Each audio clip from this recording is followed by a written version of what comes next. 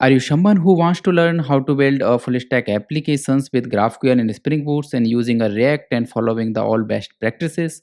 Then you are in the right place. As part of this course, we will going to learn so many things. We will going to learn what is GraphQL and how to create a GraphQL applications with Spring Boot, what is Spring Security and how to use it, what is JWT, what is role-based authentications and authorizations, how to set up a React applications for GraphQL and what is Apollo clients, and how to set up a world-class development workflow using the CodeGen CLI, and many more things we will going to learn.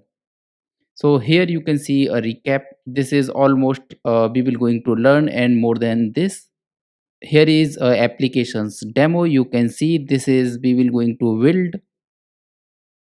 At the end of this course, you will going to very much comfortable with GraphQL, Spring Boots, and Reacts, and how to create a React forum using a Formic and using the validations of a Yup.